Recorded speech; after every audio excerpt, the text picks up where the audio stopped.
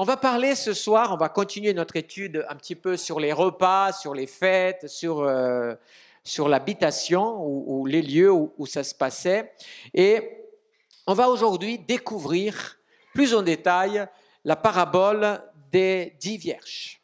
Tout le monde connaît la parabole des 10 vierges. Amen. On va la lire? Allez, on va la lire.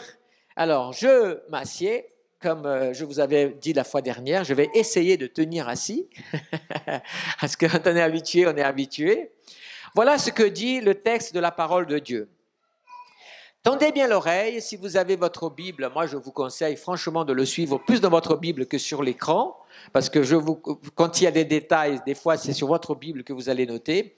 Alors le royaume des cieux sera semblable à 10 vierges qui prirent leurs lampes pour aller à la rencontre de... 5 d'entre elles étaient folles et 5 sages. Les folles, en prenant leurs lampes, ne prirent pas d'huile avec elles. Mais les sages prirent avec leurs lampes de l'huile dans des vases. Comme l'époux tardait, toutes s'assoupirent et s'endormirent. Au milieu de la nuit, il y eut un cri.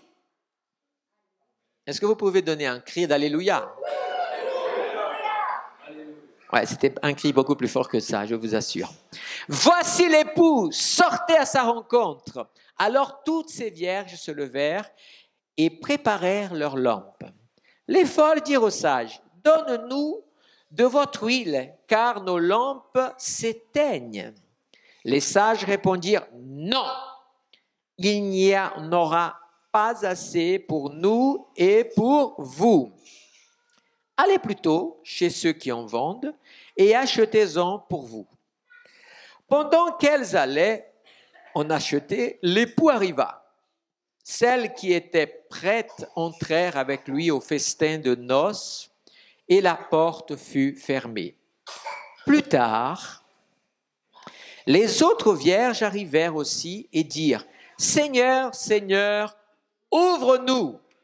Mais il répondit, « En vérité, je vous le dis, je ne vous connais pas. » Et il finit par dire, « Veillez donc, puisque vous ne savez ni le jour ni l'heure. » On va parler ce soir un petit peu du mariage. Comment ça se passait, la cérémonie, tout le système depuis le début.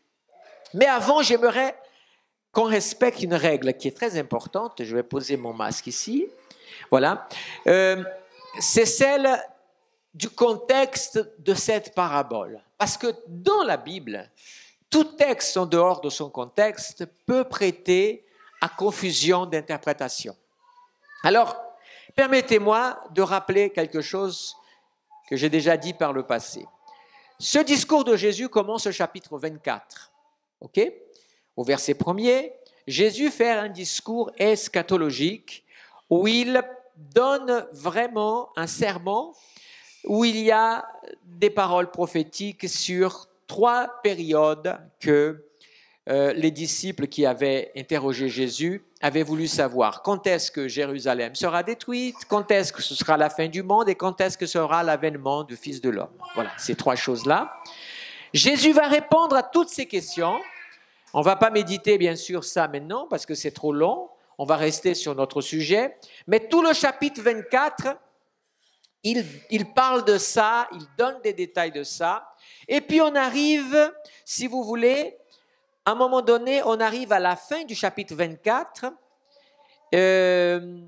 où il est question, je vais quand même lire ici, où le Seigneur arrive, après avoir donné toutes ces paroles prophétiques et répondre à ces questions, il va parler, ou plutôt il va raconter quelques paraboles.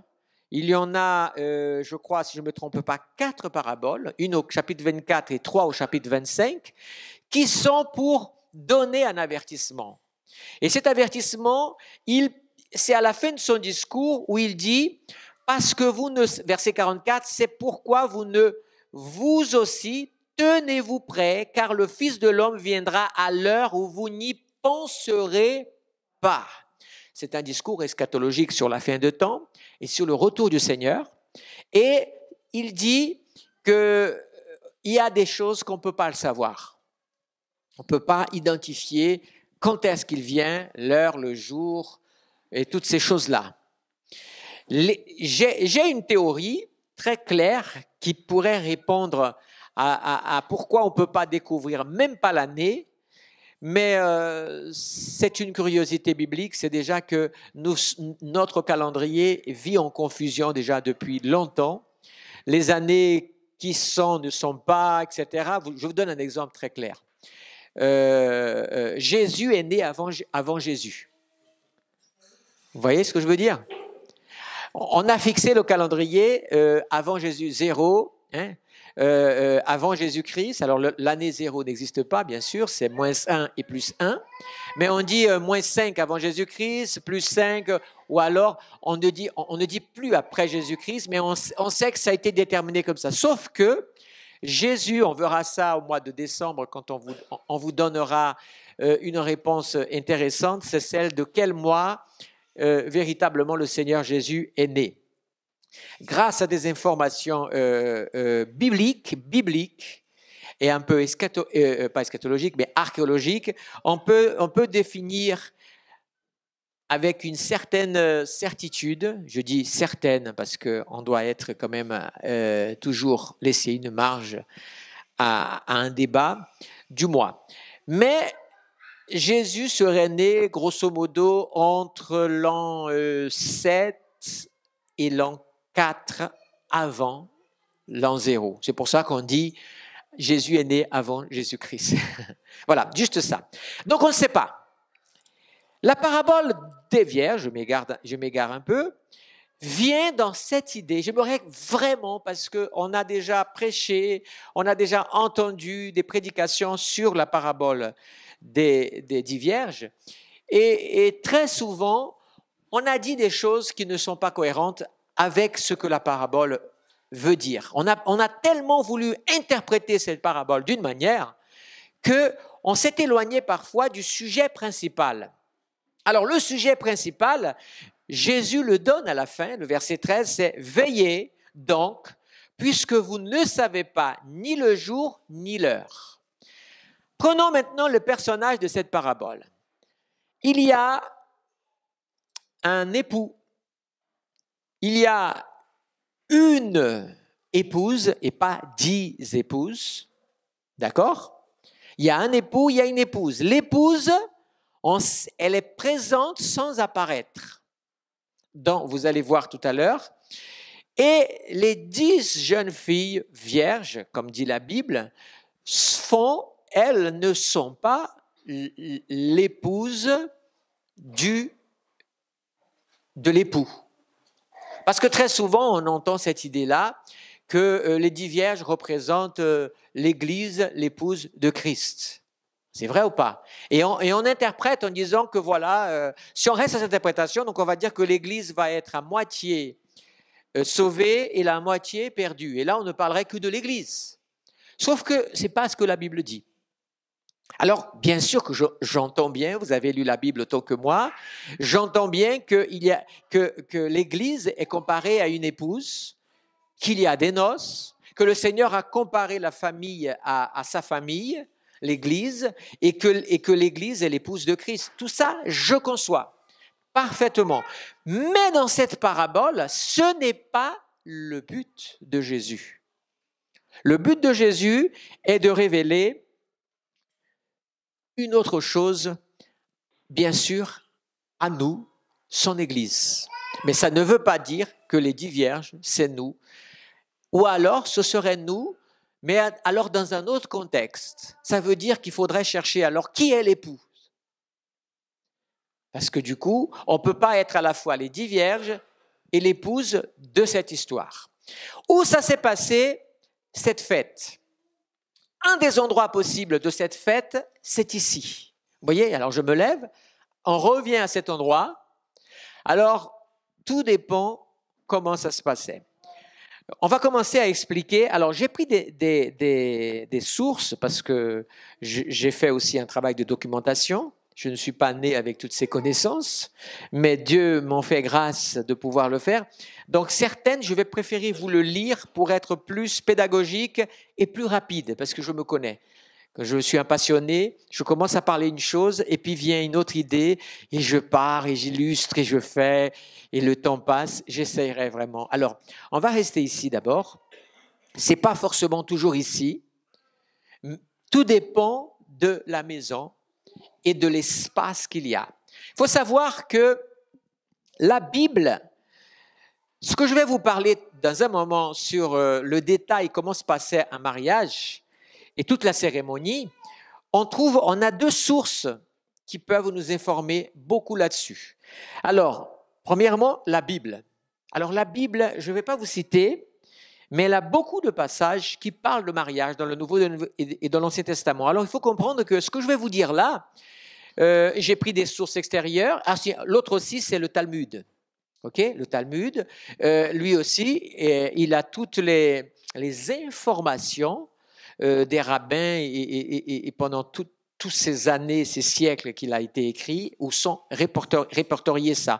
Vous avez très souvent, on se réfère aussi à Flavius Joseph, hein, qui est un historien qui a vécu au 1er siècle. Effectivement, donc le Talmud, il est une source aussi d'informations sur les coutumes et les habitudes. Mais la Bible, si vous voulez, j'ai une liste de textes qui va de Matthieu 22, la parabole, de ce roi qui organise un repas. Alors je dis à ceux qui n'ont pas jamais suivi, il y a une prédication sur ce roi qui prépare un banquet. Rappelez-vous, je l'ai prêché, je crois, dimanche dernier. Donc vous pouvez le voir sur notre page, bien sûr. Après, vous avez Jean chapitre 2.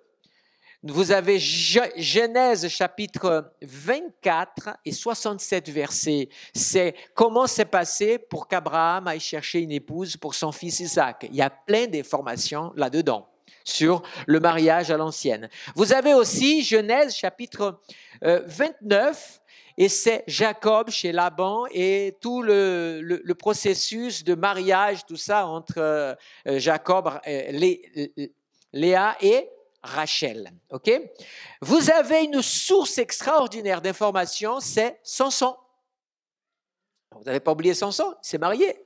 Il y a eu toute une histoire autour de ce mariage, mais on voit aussi déjà à l'époque comment ça procédait. Samson, il est allé voir son père, il a dit, écoute, je veux marier avec telle fille, j'aimerais que vous alliez là-bas faire la demande, enfin tout le processus. Et bien sûr, les parents n'étaient pas très contents de cette histoire-là, mais ils y sont. Il y a une affaire de vêtements qui est donnée aussi. Vous voyez, qui est donnée. Samson va amener des vêtements et tout ça. Vous vous souvenez du roi quand on a parlé qu'il y avait des vêtements pour les noces? Rappelez-vous que les 30 personnes qui étaient venues, qui étaient des amis, étaient 30. Et Samson, 30 vêtements pour eux. Ça a tout à voir avec la même chose aussi. Donc, ce sont des passages marquants. Il y a bien sûr dans le livre de l'Apocalypse, alors c'est plus prophétique, vous avez aussi l'épouse et l'épouse.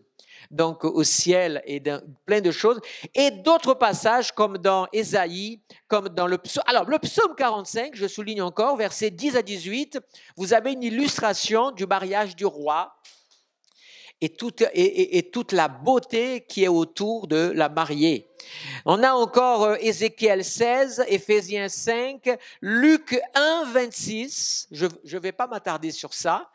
Mais il y a aussi la question, on parle de ce mariage, que Marie était mariée à Joseph. OK? Beaucoup de choses sur le mariage. Comprenez aussi une chose.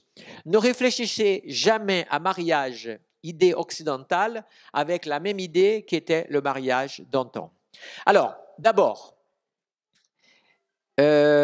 le mariage, ah oui, les noces de Cana, pardon, je ne pouvais pas oublier les noces de Cana et d'autres passages. Donc, en fait, si vous voulez, c'est un mélange de tous ces textes, une analyse de tous ces textes, plus des informations historiques et autres, qui nous permettent aujourd'hui de vous donner beaucoup d'informations, comment ça se passait. Il est évident que je vais vous citer une forme de cérémonie. Il existe quelques variantes, ce qui est normal. Je vous donne un exemple. Dans le cadre du mariage, c'était une des fêtes les plus importantes, c'était le mariage. D'accord? Il est possible, par exemple, que dans le village, on puisse demander à un responsable de trouver une salle plus grande que la terrasse de la maison où habitait l'un ou l'autre, parce que c'était quelque chose d'important. Donc, à ce moment-là, très souvent, ce qui pouvait arriver, c'est que celui qui trouvait la salle, c'était quelqu'un d'important, il devenait parfois le célébrant du mariage. Vous voyez, par exemple, dans les noces de Cana, il y a un célébrant. Hein? Ce célébrant, ça veut dire que les noces de Cana, quand Jésus a été, le mariage était dans un endroit où quelqu'un avait été honoré et c'est lui qui était chargé de donner les bénédictions. Est-ce que vous saviez qu'il y avait la bénédiction du vin dans le mariage? Il y avait la bénédiction du vin, pour quelle raison? Parce que le vin est symbole de joie. Et à partir de ce moment-là, ce n'est pas d'encouragement à l'alcool que je vous dis là. Il y en a j'en connais beaucoup qui disent « Ah, le Seigneur, je ne bois pas de l'eau, je bois du vin parce que le Seigneur a transformé l'eau en vin. » Il faut arrêter avec ça, quoi. Il faut arrêter avec ça. Non, je vous raconte que des faits historiques. La bénédiction, et ça nous fait penser à l'importance de comment le Seigneur a sauvé ce mariage. Parce que vous imaginez que le vin vient à manquer. Les gens seraient partis en disant « Oh là là, ce mariage a fini en tristesse. Ce mariage a une augure qu'il ne va pas marcher. » Donc Jésus, en acceptant de transformer l'eau en vin et en donnant le meilleur vin, il a transformé peut-être un mariage qui peut-être n'allait pas bien marcher en un mariage qui allait être béni. Et le Seigneur, quand il fait partie de notre mariage, il permet ce trait d'union, eh bien, quand il fait partie de notre mariage et qu'il est le centre de la fête et qu'on le laisse même agir à notre mariage, qu'est-ce qui se passe? C'est lui qui apporte la joie pérenne à notre famille. Amen. Voilà, on est très heureux, quoi. Voilà. Je vais m'asseoir à nouveau et je vais commencer à vous raconter comment ça se passait. Alors, je vais poser, j'ai beaucoup de feuilles, hein, je sais, ça fait rien, voilà. J'ai ici des feuilles et je vais essayer de vous dire. Alors, le mariage se passait en 3 parties. La promesse, d'abord. Comment se passait la promesse? Je vais lire, hein, désolé, mais je préfère choisir cette formule pour rester, OK? Alors, il pouvait y avoir certains nombres de manières dont les fiançailles se faisaient, mais la promesse était un simple engagement qui n'avait rien de définitif. C'est-à-dire qu'il se pouvait que les familles promettent. Alors, je vais commencer à souligner déjà une chose très importante. C'est vrai que quand on lit parfois des aspects de la Bible sur les femmes, beaucoup de critiques disent que les femmes sont très diminuées et tout ça. Pas chez le peuple juif, pas tant que ça, comme on le pense. Quel âge devait se marier l'homme? À partir de 18 ans. D'accord? À partir de 18 ans, il pouvait se marier. La femme, plus jeune, à partir de 12 ans et demi. 12 ans et demi. Retenez une chose importante. Le père pouvait promettre la fille, ok, en mariage. Ça fait partie de la promesse. Mais il faut savoir qu'à partir de 12 ans et demi, le père n'avait pas le droit de forcer sa fille à se marier sans son consentement. Ça veut dire que, en termes de cérémonie, ça se passait comment? Le fiancé venait voir les parents, il demandait, voilà, je veux votre fille en mariage, et compagnie, tout ça. Le père appelait la fille, et c'était elle qui disait le dernier mot. Est-ce que tu dis oui à ce jeune homme? Et là, elle pouvait dire oui, elle pouvait dire non. Ça, c'est important. Nous sommes dans la partie promesse, donc les jeunes gens. Alors, selon justement le Talmud, le rabbin Siméon, fils de Gamaliel, disait ceci, que les 2 fêtes les plus joyeuses d'Israël étaient, pour les jeunes filles, c'était le 15 d'Abib. Donc, le 15 d'Abib, c'est quoi? C'est juste après Pâques. OK? C'est juste après Pâques. Et Kippour. Parce que dans ces 2 jours, les jeunes filles, écoutez bien ça, les jeunes filles de Jérusalem, vêtues de blanc, écoutez ça, c'est pas mal, vêtues de blanc, en robes fraîchement lavées, mais qu'elles se prêtaient mutuellement afin de ne point faire honte à celles qui n'en avaient point. En propre, sortaient pour aller danser dans les vignes. Donc, elles avaient cette histoire qui est une égalité, on va dire, entre les filles. Toutes avaient leur chance. Alors, les filles allaient chanter, elles allaient donc danser dans les vignes. Il est évident que c'était pour que ces messieurs voient ces belles filles dans leurs belles robes. Mais voilà ce qu'elles disaient. Voilà ce qu'elles disaient, les filles. « Jeune homme, vois donc et tâche de bien choisir. Ne t'attache point à la beauté, mais consulte plutôt la famille. Car la grâce est mensongère et la beauté est vaine. C'est la femme qui craint Dieu qui sera louée. » Voilà ce qu'elle tenait logiquement, selon parfois, donc, le père disposait de sa fille mineure. Bon, ça j'ai déjà parlé, mais c'est la fille qui donnait. OK, donc ça, c'était le côté promesse. Mais voilà. On va arriver maintenant à ce qu'on appelle les fiançailles. Alors, les fiançailles, c'était un acte d'une plus grande importance. Elles devaient durer 1 année entière et avaient un caractère aussi définitif que le mariage lui-même. Comprenez ceci. À partir du moment où la cérémonie, on va dire comme ça, l'acte de fiançailles était fixé, je vais vous le décrire, ça va être plus simple et vous allez comprendre. Ils étaient pas mari et femme dans le sens physique du terme, mais ils étaient mari et femme dans le sens de l'engagement que les familles et tout le monde. C'est là où il y avait la dot qui était versée par le demandeur. D'accord? La dot, c'est toute une affaire. En fait, voilà un peu comment les choses se font. Alors, certains aspects de cette information peuvent choquer des pensées occidentales, hein, je conçois.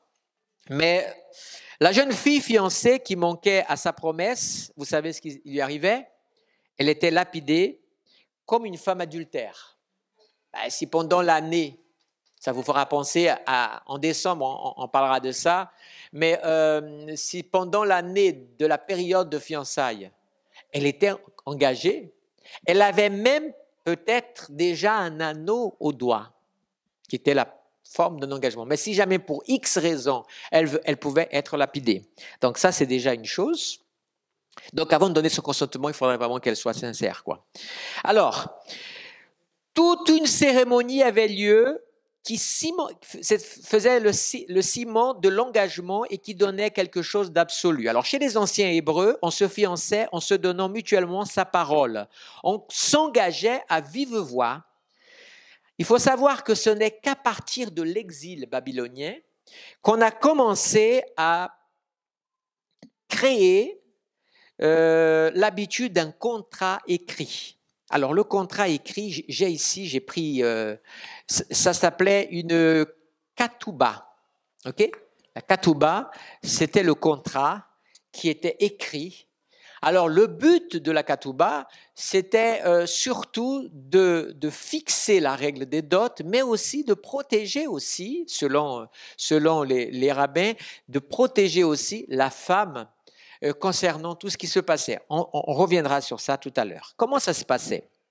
Donc, ça, c'était avant, après l'exil. Donc, on avait ça. L'usage considérait que les 2 jeunes gens, comme liés par fiançailles anciens, avant la cérémonie, on réglait les conditions auxquelles se ferait le mariage. C'était quelquefois les frères aînés qui négociaient avec le père de la jeune fille, laquelle, du reste, devait consentir aussi à tout ce qu'on déciderait. C'est-à-dire qu'elle était là, et elle acceptait, les frères parlaient, négociaient, la famille, mais elle était présente pour dire non, je ne suis pas d'accord avec ça, je suis d'accord avec ça. Donc elle faisait partie prenante. En tout cas, c'était la règle. J'ouvre une parenthèse aussi pour vous dire que si vous lisez dans le Pentateuque, vous verrez qu'il n'y a pas dans la loi des règles très spécifiques concernant le mariage. Il y a quelques règles, mais il n'y en a pas. Tout ça est venu vraiment déjà par la tradition qu'il y avait avant la loi, puisque d'Abraham, Isaac, Jacob, donc des valeurs avaient été construites déjà, et ils ont plutôt établi quelques règles de divorce, plutôt, c'est un autre domaine. Alors là, comment ça se passait encore? Donc après cette négociation, la grosse question de la discussion, c'était celle-ci. C'était de savoir, ce n'était pas de savoir si la jeune fille connaissait ou pas le fiancé, parce que ça, c'était quelque chose qui était rare, mais il s'agissait purement et simplement de fixer sur ce que le jeune homme donnerait pour avoir sa femme, c'est-à-dire à quel prix, désolé, il l'achèterait. C'était, voilà. Car ces mariages où ce n'était pas le père qui dotait la fille, mais le fiancé qui apportait de l'argent, se trouvait être une véritable vente. Vous comprenez? Alors c'est vrai que là, c'est choquant pour nous, c'est évident. Pour notre idée occidentale, il y a des choses plus choquantes que ça. Mais je vous ai dit, des fois, il faut comprendre les choses dans un contexte aussi de l'époque, de la région, de la mentalité, plein de choses, il faut ajouter à ça avant toute autre chose. On continue. Une fois que la chose était définie, ça s'appelait le mohar. Le mohar était donc ce qui était décidé, la valeur qui était estimée. Les parents et amis réglaient entre eux la somme à laquelle on estimait que la jeune fille et les cadeaux aussi qu'elle devait recevoir. Okay? Aujourd'hui encore, il faut savoir que chez les Arabes, le mariage est encore une vente dans le mohar dans un certain prix est fixé. Je ne dis pas tous les Arabes, je dis certaines. Il faut rentrer dans les régions à droite ou à gauche où on trouve certaines règles qui ont été gardées d'antan. Le père de la jeune fille en indiquait le montant et c'était au jeune homme de l'accepter ou de refuser. S'il acceptait le jeune homme, il s'acquittait de sa dette, soit en argent, soit en nature, écoutez bien. Parfois, il se mettait au service de son futur beau-père et la durée de ce service était celle des fiançailles. Vous reconnaissez une histoire? Jacob, la durée de fiançailles a été fixée à 7 ans et pas 1 an. Et vous imaginez qu'elle a été fixée aussi encore à 7 ans pour Rachel. D'accord? Donc, c'était aussi une façon pour la dot. Bon, une fois que ça a été réglé, la cérémonie des fiançailles se faisait ainsi. Les deux familles se réunissaient avec quelques témoins étrangers et le fiancé remettait à la fiancée ou à son père, si elle était mineure, un anneau d'or ou alors un objet de prix, soit enfin un simple écrit par lequel il s'engageait à l'épouser. Ça va, vous suivez? Ok, je vais juste tourner ici ma page, mes formations. Alors cet anneau, justement, il disait comme ça, c'est comme s'il disait à ses parents, voici cet anneau, cet objet, tu m'es consacré selon la loi de Moïse et d'Israël. Ensuite, on laissait passer au moins 1 année, mais l'anneau était donné et le divorce ou la mort pouvait seul séparer les futurs époux. Donc, il pouvait y avoir ce genre de choses, bien sûr, pendant cette période de fiançailles. Selon le Talmud, il est question aussi de dire que cette année, elle servait aussi pour que la jeune femme, elle puisse aussi faire son trousseau. Qu'est-ce que c'est que son trousseau? Économie. Ça veut dire qu'elle n'allait pas, le jour de son mariage, elle n'arrivait pas les poches vides, mais elle avait aussi une part d'argent, une quantité d'argent qu'elle avait réussi à rassembler, à économiser de différentes façons. Elle venait donc aussi de cette richesse-là aussi. Bon, si la fiancée, alors une chose qui est bon à savoir aussi, si la fiancée était veuve, on réduisait le temps à 1 mois minimum. Si c'est une vierge, c'était 1 an, à cause de la jeunesse, de tout ça, et de la préparation. Si c'est une femme veuve, donc elle avait une expérience déjà de vie et tout ça, et qu'on s'était mis d'accord, le temps de fiançailles était beaucoup plus court, bien sûr.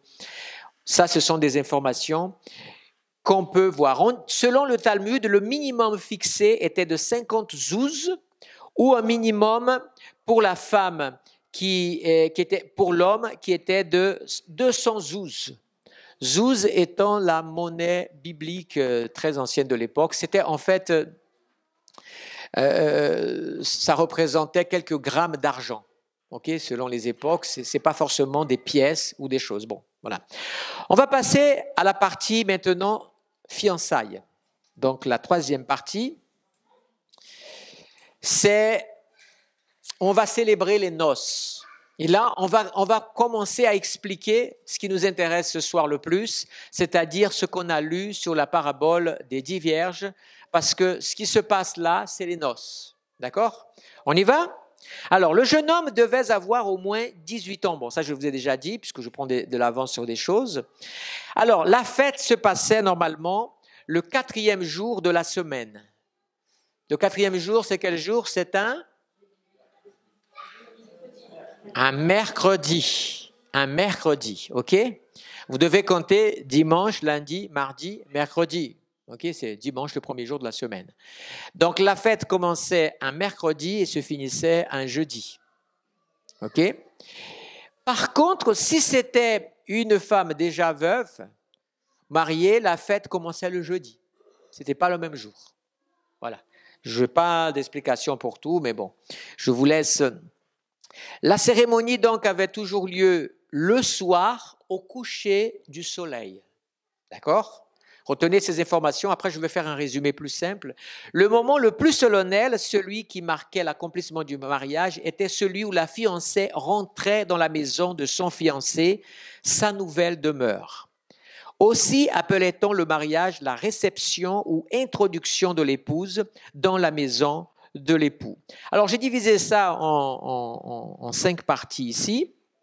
Voilà un peu comment ça se passait. Je vais vous donner comment vous dire ça? Une formule, pas le mot formule n'est pas le mot exact, mais une des cérémonies possibles. Elles n'étaient pas très différentes, mais voilà. Le jeune homme avait peut-être construit sa maison, la maison où ils allaient habiter. Ça pouvait être la maison de ses parents. Ça dépend de beaucoup de choses. Mais le jour du mariage, le jeune homme, je vais choisir cette formule-là, il quitte la maison où ils vont habiter et il va chez un ami qui a organisé une fête de repas en son honneur. Ce que certains disent aujourd'hui, enterrement de vie de garçon. Voilà. Il y avait ce repas qui durait toute la journée jusqu'au soir. Donc, il était avec ses amis. Les parents du fiancé, qu'est-ce qu'ils faisaient, eux? À un moment donné, ils allaient chercher la fiancée dans la maison de ses parents. Alors, j'ouvre une parenthèse, je me lève, si ce n'est pas dérangeant. Voilà. Si vous voulez, il y avait la formule aussi que des fois, le fiancé était de la partie pour aller chercher lui-même la fiancée et venir avec elle. Mais ce n'est pas toujours le cas. Par exemple, quand Jésus parle ici dans la parabole, on ne voit pas la fiancée. Alors certains tirent un trait très facile en disant que la fiancée était déjà avec lui et qu'elle arrive. Et c'est là où ce que je vous ai dit en introduction, c'est là où ça peut poser des questions d'interprétation quand certains veulent forcer l'interprétation de la parabole des 10 vierges sur la question de dire que les 10 vierges sont la fiancée, on ne la voit pas là. Alors de deux choses l'une, soit les deux sont valables dans la parabole des 10 vierges, c'est juste une question de savoir sur quelle branche on va être, d'accord? Soit la fiancée, alors je reprends l'histoire, on va prendre d'abord la partie A, on va dire la formule A. Lui, il est chez les amis pour une journée avec eux. La famille vient chercher la fiancée chez les parents. On la met bien sûr dans une espèce de pas de brancard, mais de trône, vous voyez, en hauteur. Et on fait tout un accompagnement pour qu'elle rentre dans la maison où elle va habiter définitivement. Mais le fiancé n'est pas là. D'accord? Donc, sur le chemin, alors c'est là où notre maison va encore nous servir. Nous sommes dans des villages. OK? Alors, selon la distance où ils habitaient, s'ils habitaient le même village, ça va, ça se passait en quelques minutes. S'ils venaient d'un autre village, la chose était plus longue. Il fallait commencer plus tôt, il fallait partir plus tôt, il y avait tout un... Mais on rentre dans le village, OK? Vous voyez les toits là? Alors, c'était une fête où tout le monde ne pouvait pas participer parce qu'il n'y avait pas de place. Alors, vous savez, les jeunes filles, les 10 jeunes filles qui vont avoir les lampes, très souvent, ce sont des amis du fiancé ou de la fiancée, sont du même village. Et ces amis, pour garantir une place à l'intérieur où il va avoir le repas des noces, parce que tout le monde n'avait pas droit au repas de noces, en tout cas, pas celui de la première nuit, vous allez comprendre. Donc, faire partie du cortège, c'est top, parce que du coup, tu rentres et tu vas participer. Donc, beaucoup de jeunes filles étaient beaucoup plus malines. Il n'y en avait pas que 10 obligatoirement, mais on dit que 10, c'était un minimum. Hein. Mais beaucoup trouvaient le moyen, soit avec le fiancé, soit avec la fiancée, de dire, écoute, moi, je fais partie du cortège et tout. Et c'est comme ce qu'on appelle les demoiselles d'honneur. C'est toujours la question d'un privilège, vous voyez ? C'est comme un privilège. Donc, sauf qu'elle faisait cette escorte-là avec les lampes et elles rentraient, comme vous pouvez le voir dans l'histoire de la parabole, elles sont dedans, pas les 10 là, mais elles rentrent, elles font partie. Donc, certains voulaient être là pour on va dire, le moment le plus important qui est ce moment de la bénédiction, le repas, et après, je vous raconte la suite. Mais vous entendez dans la parabole, quand le fiancé vient, que je fais des allers-retours un peu dans l'histoire, elles sont endormies, les 10 vierges. On entend le cri, voici l'époux. Mais qui est-ce qui crie? Qui est-ce qui crie? En fait, je vous donne le cortège. Que ce soit la jeune fille en jour, je reprends mon cortège maintenant. D'abord, on va, comme j'ai dit, le choix A, les parents sont allés chercher la jeune fille, elles font un cortège. Pendant qu'elles font le cortège, vous imaginez que le peuple d'Orient est un peuple brouillant, est un peuple qui, quand il pleure à voix haute, et quand il chante et rit, c'est à voix haute aussi. Donc, imaginez que le mariage est la fête la plus belle qu'il pouvait y avoir. Pour le village, c'était un moment exceptionnel. C'est normal. C'était la fête du village quand même, quelque part. Pendant que le cortège passe, vous imaginez que toutes les jeunes filles, les femmes, tout le monde était sur les terrasses et criait et faisait le bruit que le peuple, les femmes d'Orient savent si bien le faire.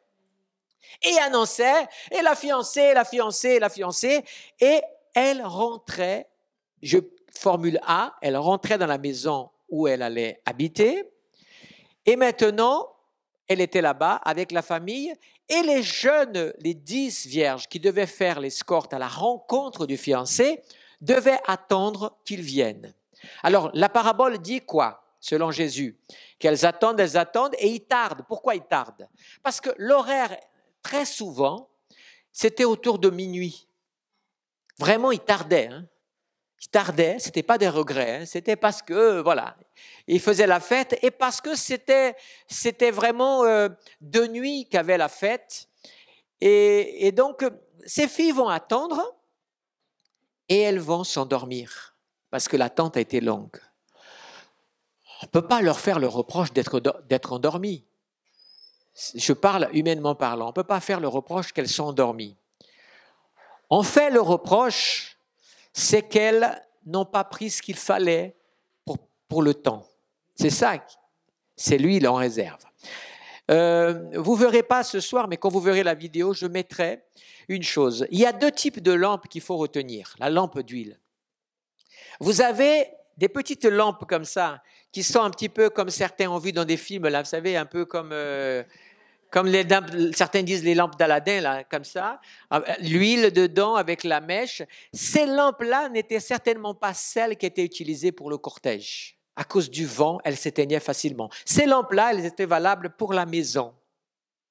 Vous voyez? Et vous comprenez quand Jésus dit on ne met pas une lampe sous le boisseau, parce que la maison était déjà sombre. Cette lampe éclairait bien dans la maison ce qu'il fallait, mais si vous la mettiez à mauvais endroit, la maison était mal éclairée. Il fallait vraiment la mettre au bon endroit pour qu'elle puisse éclairer la maison. Il suffisait de la mettre dans un coin en bas ou quelque chose et la personne ne voyait plus rien ou pas bien dans sa maison. Donc ça a son importance quand Jésus dit ces choses-là, donc je reprends ces détails. Non, les lampes qui étaient utilisées, c'était comme des torches en fait.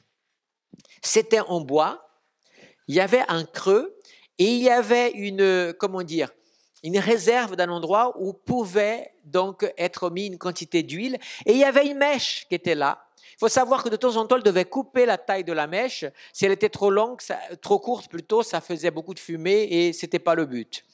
Alors, le problème, c'est que selon certaines informations reprises anciennes, la réserve d'huile pouvait contenir une petite torche comme ça, à peu près 15 minutes. Donc, il fallait absolument rajouter de l'huile. 15 minutes, ça va vite. Hein? Alors, vous comprenez maintenant la prudence et pourquoi on les appelle folles. Tu as une lampe qui dure 15 minutes et tu prends le risque de ne pas prendre de réserve. Ça veut dire que tu n'as vraiment pas réfléchi. Parce que le fiancé, il va arriver. Tu vas sortir avec ta lampe. Tu vas aller à sa rencontre. Ensuite, tu dois revenir avec lui. Ça prend plus de 15 minutes. On est d'accord? Ça prend beaucoup plus que ça. Donc, c'était essentiel d'avoir la réserve. Alors, on revient. Les filles se réveillent parce qu'elles entendent « Voici l'époux ». Qu'est-ce qui se passe? Il fait nuit.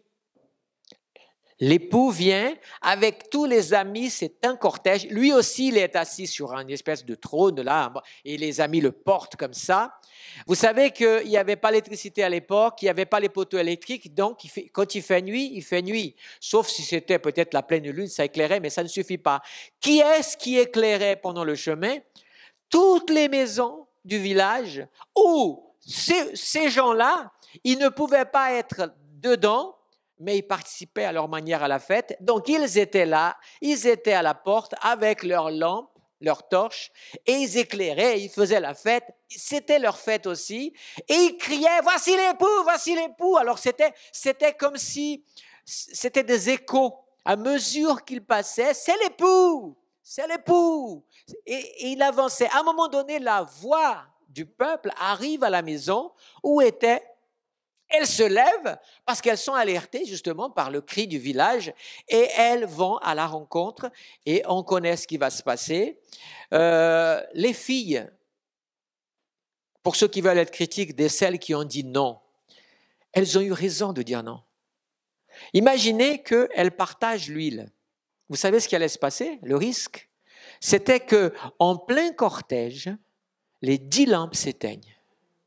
Et là, ça aurait été la honte aussi pour la cérémonie. C'est comme si vous faites votre mariage, vous voyez, et puis le fiancé ou la fiancée rentre, et quelqu'un a laissé je ne sais pas quoi par terre et n'a pas essuyé et se prend une grande glissade. Vous voyez un peu? C'est mémorable négativement. Donc, elles ont eu totalement raison de dire non, ce n'est pas possible, on ne va pas le faire. Déjà, elles ont dû être moindres, le nombre. De 10 passer à 5, c'est déjà gênant, mais au moins elles étaient là. Le fiancé, quand il dit « je ne vous connais pas », ça veut dire que quelque part, il a quand même été gêné par cette situation. Il a fini par savoir ce qui s'était passé, forcément, et ça a quand même apporté une gêne à la cérémonie. Parce que je vous dis que le nombre de 10 était un nombre minimum. Et là, ils étaient 5. Alors, quand il est rentré, c'est comme la parabole du roi.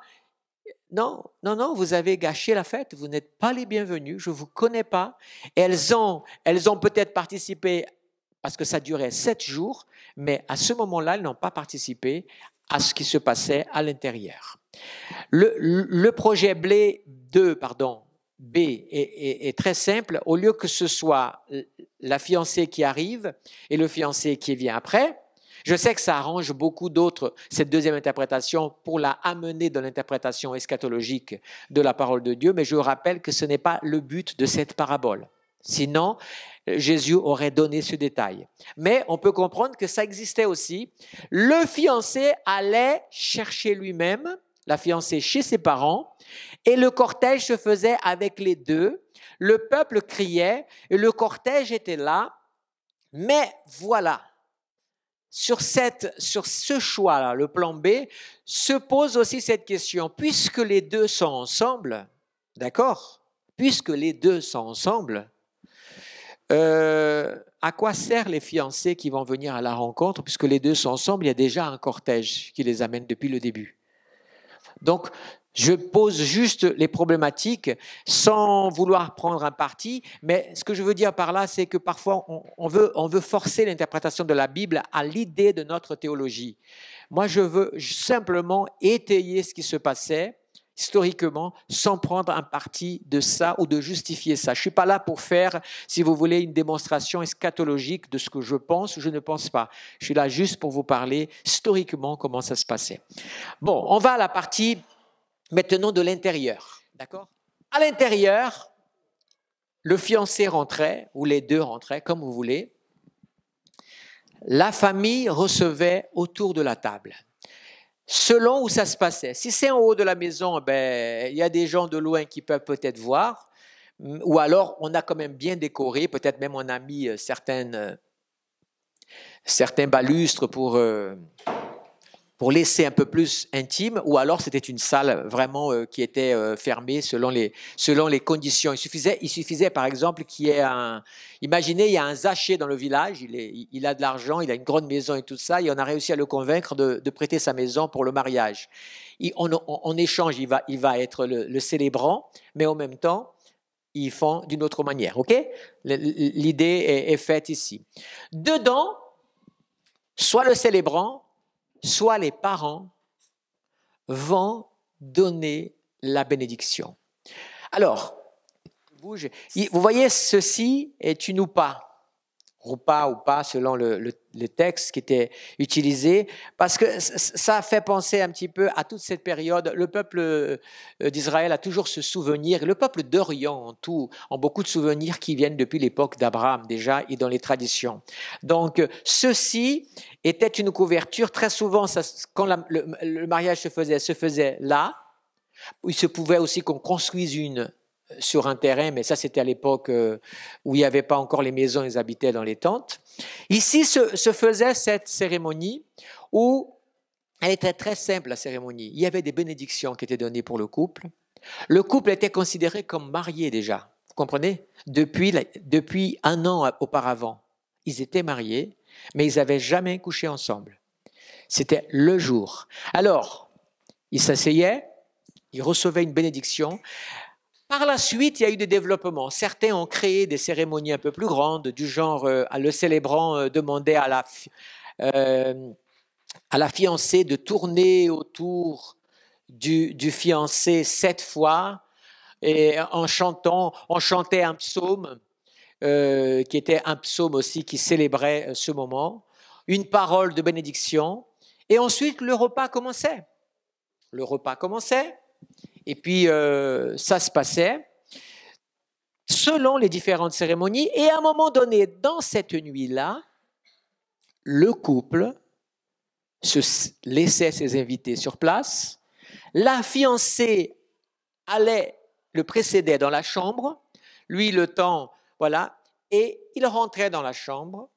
Alors, certains disent que parfois, ceux du cortège devaient même assister à la première nuit pour témoigner de la réalisation. Alors, je vous rappelle que les rois de France, mesdames, mesdemoiselles, messieurs, ont beaucoup de traditions qui viennent aussi de la Bible. Les rois de France, quand ils sont couronnés, beaucoup de rois de France sont couronnés, on versait de l'huile sur leur tête aussi, c'était quelque chose qui était là. Et cette idée-là d'être présent, vous avez voir ça dans des films, dans des séries. Hein. Donc, c'est vieux comme tout, cette tradition-là. Et donc, ils avaient leur première relation.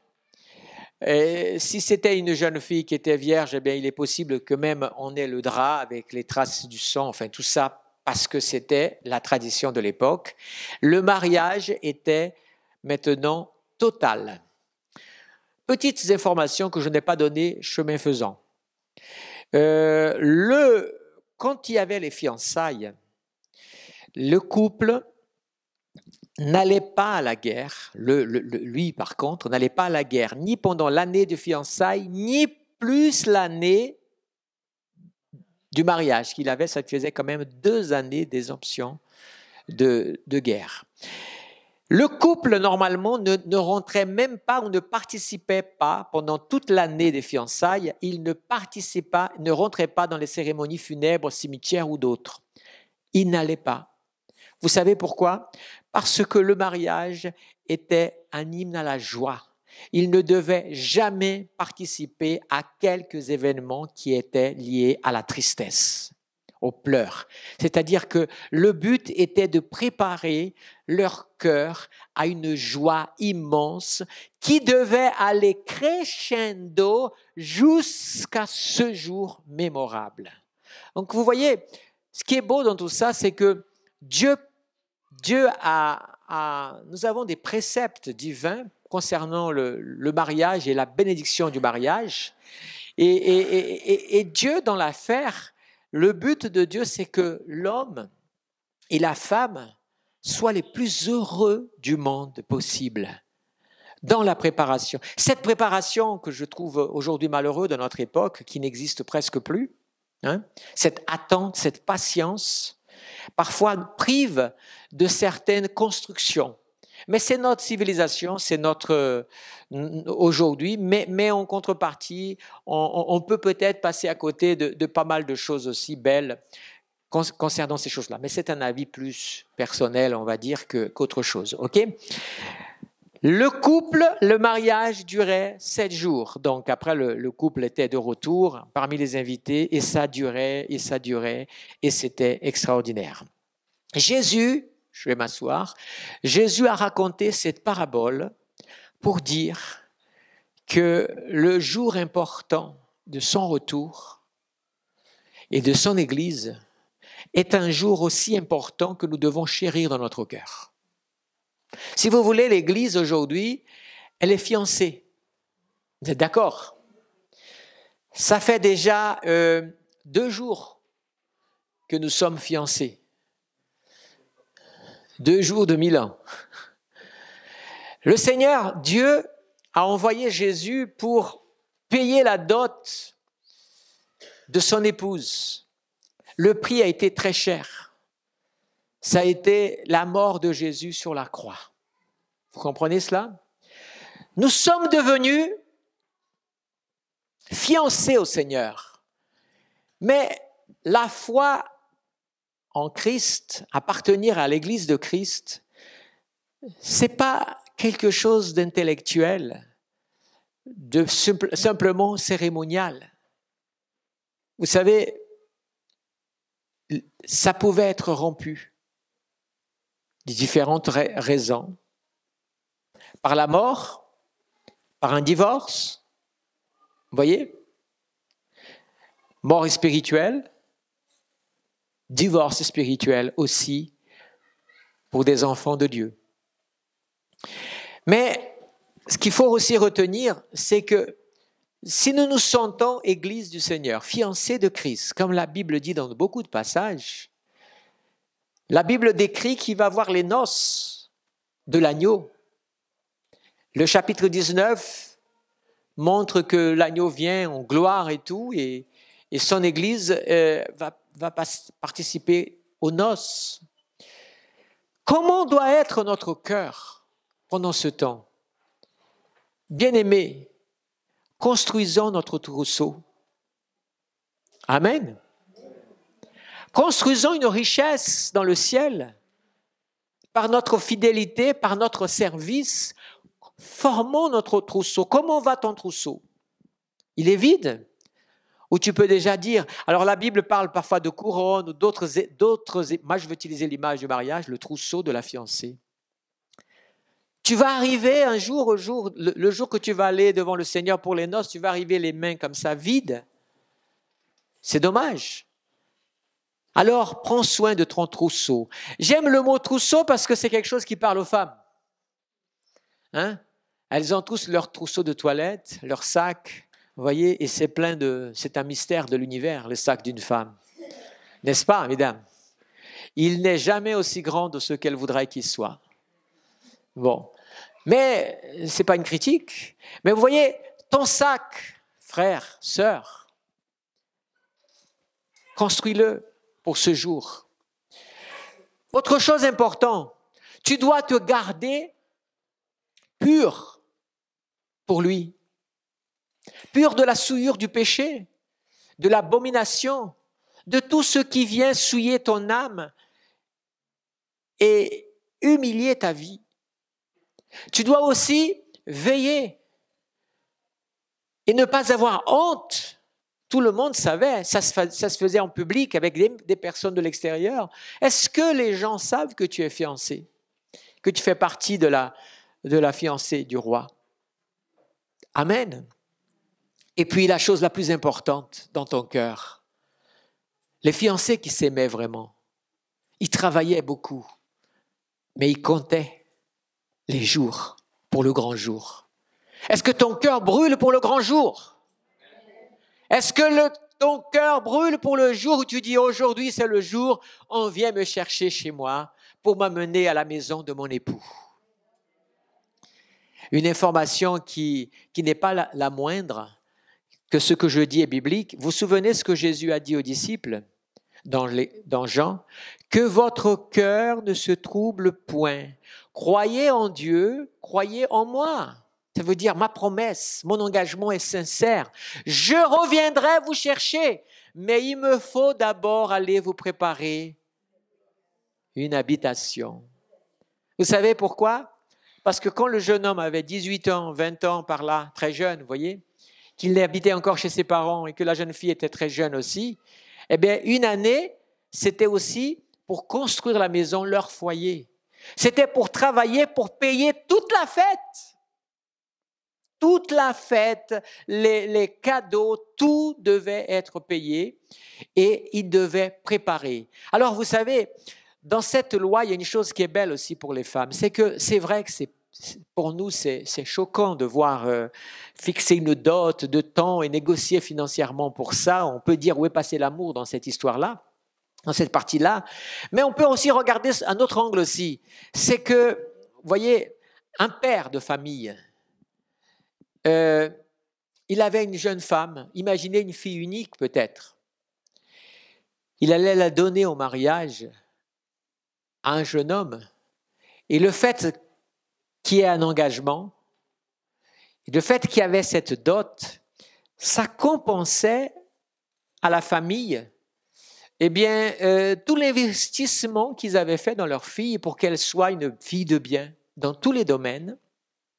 Parce que s'il avait eu un garçon, il ne faut pas oublier une chose, s'il avait eu un garçon, le garçon allait perpétuer le nom de sa famille, mais pas la fille. La fille allait prendre le nom.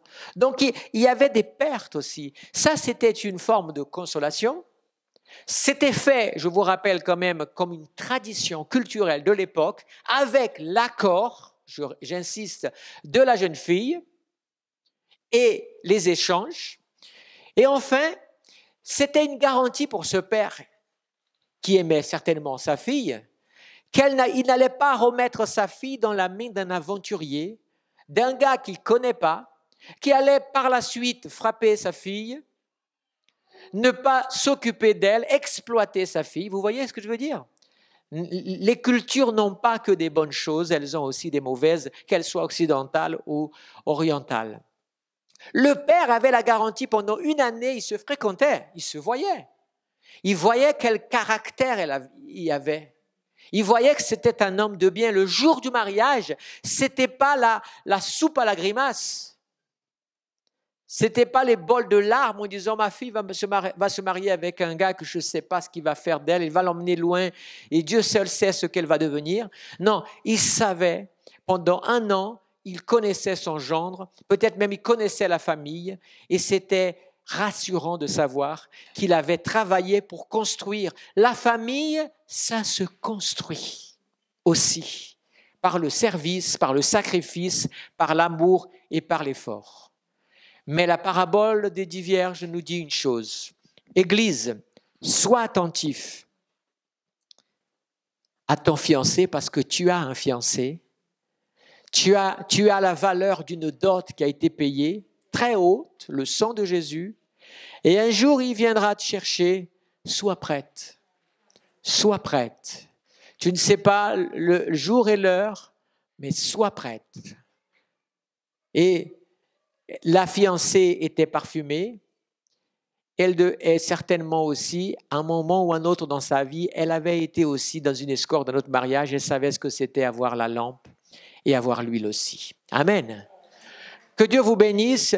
Je vous donne rendez-vous le vendredi prochain en tout cas, et même ce dimanche peut-être aussi, pour un autre message, toujours dans ce regard contemporain, archéologique et bien sûr biblique des évangiles. Soyez bénis. Merci.